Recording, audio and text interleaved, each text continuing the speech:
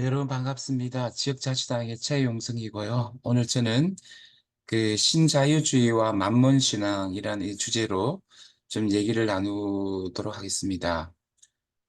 이 그 신자유주의에 대해서 지금 현재 존재하는 기독교는 두 가지 다른 입장을 갖고 있습니다. 약간 보수 기독교에서는 신자유주의를 좀 옹호하면서요.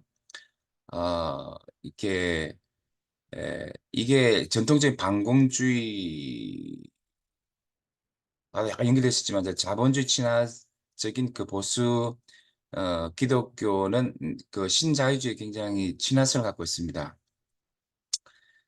그래서 이제 그 신자유주의의 친화성을 갖고 있는 그 이 보수 기독교 같은 경우는 그 이제 뉴라이트 운동 등과 관련해 가지고 또 이제는 이명박 정권을 굉장히 지지했는데 이명박 정권도 사실은 이제 굉장히 신자유주의 정권이죠. 그 MB노믹스라고 그 레이거노믹스와도 굉장히 비슷한 그 MB노믹스 같은 경우는 정부의 규제 개혁 및 완화, 경제 활성화를 위한 각종 감세 정책, 공기업 민영화가 주요 골자인데 이게 신자유 세계화를 적극적으로 표방하는 미국의 경제 정책들과 굉장히 흡사한 것이었죠. 이런 이제 이명박 정권의 신자유 정책에 대해서 진보 기독교 진영은 이제 반대를 했지만 보수 기독교 진영은 굉장히 이제 찬성을 했던 거죠. 보수 기독교 같은 경우는 반공주의와도 결합되어 자본주의 경제 체제에서 아까도 말씀드린 것처럼 좀 친화적 때문에 사회주의적인 요소를 조금이라도 넣으면 굉장히 싫어하는 그런 어떤 그 정책적 경향성을 갖고 있습니다. 또 한국 보수 기독교는 미국과 혈맹을 강조할 만큼 중미적인 어떤 성향을 갖고 있는데 미국의 어떤 그 신보수주의, 신자유주의 그 어떤 성향을 많이 이제 수용하고 있다 할 수 있습니다. 이에 대해서 진보 기독교 진영은 신자유주의에서 굉장히 반대하는 입장을 취하고 있죠. 왜냐하면 신자유주의가 극심한 빈곤과 불평등이라는 양극한 문제를 굉장히 낳기 때문이죠. 그래서 진보 기독교 진영은 되게 소외된 약자에 대한 관심이 굉장히 많기 때문에 이들 입장에서 신자유주의야말로 오늘날에서 이제 구약 시대의 바알 신앙이고 만문 저기 우상 신앙이다고 이렇게 보는 거죠.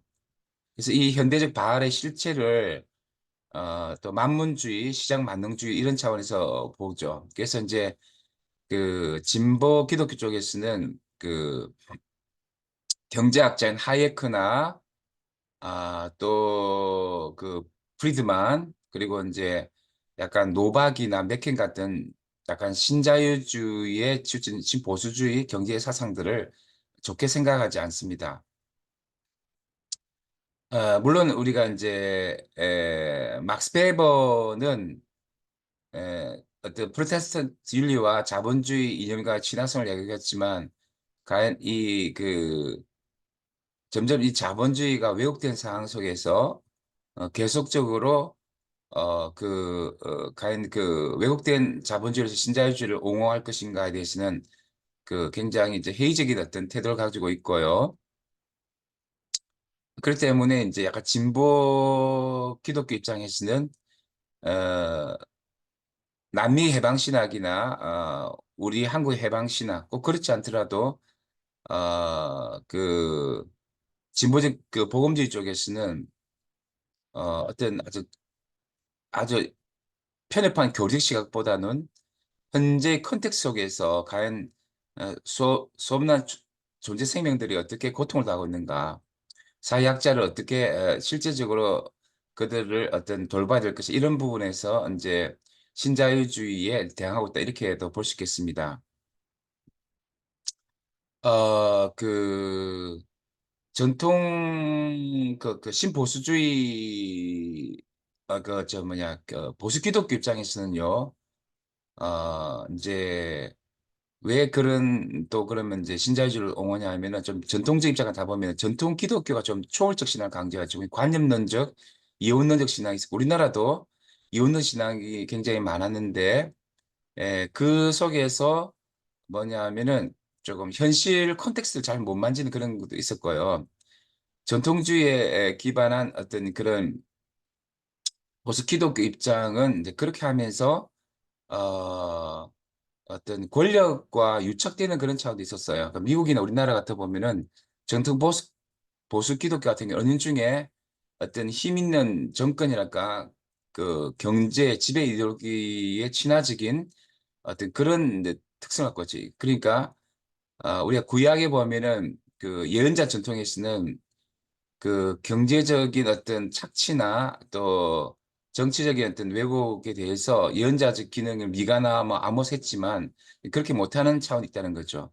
그래서 이제 미국 같은 경우는 부시 정권의 정책들에서 보수 기독교가 비판하지 않았고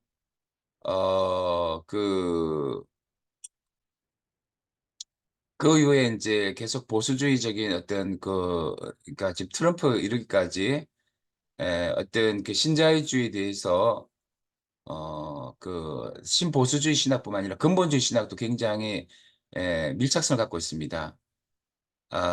그래서 이 신자유주의와 근본주의가 이제 밀착되어 있기 때문에 근본주의 쪽의 신앙들도 또 사회 콘텍스트 잘 못 맞으면서도 모든 것을 시장의 자생 질서에 내맡기고 어떤 시장에 이렇게 이렇게 함몰되는 그런 차원이 있습니다. 그러니까 아담 스미스를 위조한 그 신자유주의인데 너무 자유시장 경제에 대해서 이제 신뢰를 믿음을 갖고 있다는 거죠. 그러다 보니까 힘 있는 부자들의 어떤 논리인 신자유주의에 함몰되어서 상위 강자들을 이렇게 옹호한 듯한 그런 어떤 경향성 보여주고 있습니다. 우리 한국 교회도 보면은 보수 기독교가 굉장히 신자유주의를 좀 더 옹호하는 경향이 있고요.